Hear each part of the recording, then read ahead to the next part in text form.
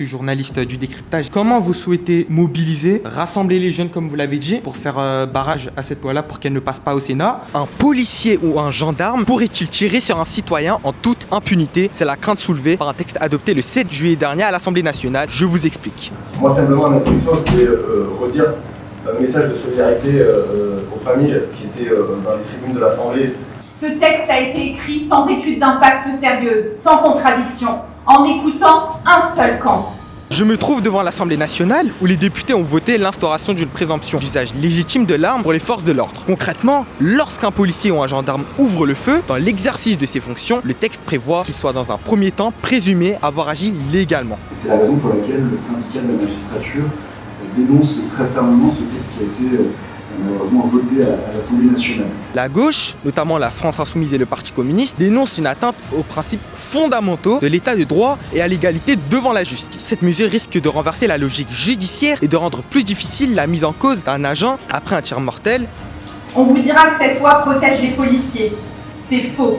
Le débat ravive également le souvenir de plusieurs drames qui ont profondément marqué la France, comme la mort de Zied Bouna en 2005 ou celle de Naël en 2023. Les détracteurs du texte craignent que de futures bavures policières puissent bénéficier d'une protection juridique renforcée. Ce projet de loi pourrait s'apparenter à un véritable permis de tuer, nous l'avons dit nous aussi. Le peuple français n'est pas un peuple de victimes. Cette loi ne passera pas. Rejetée par la gauche, la mesure a été soutenue par la droite, l'extrême droite et la majorité présidentielle. Un vote particulièrement controversé puisque cette présomption de légitime défense figurait historiquement parmi les propositions défendues par le Front National de Jean-Marie Le Pen. Le texte doit encore poursuivre son parcours législatif. Nous vous tiendrons informés de ses prochaines étapes.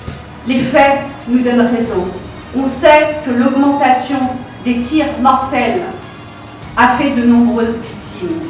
Je m'appelle Tayalan Shaitania, je suis journaliste du décryptage. Comment vous souhaitez mobiliser, rassembler les jeunes comme vous l'avez dit, pour faire barrage à cette loi-là pour qu'elle ne passe pas au Sénat? Je crois qu'il faut que les gens ils regardent la séance de presse dans leur intégralité et ils vont comprendre pourquoi c'est important de se mobiliser, pourquoi ça touche tout le monde. Cette loi, elle concerne, ça a été dit, tout le monde, quelle que soit la couleur de peau, quelle que soit la religion, quelle que soit l'origine, quel que soit le lieu de résidence, tout le monde peut être concerné par cette loi-là.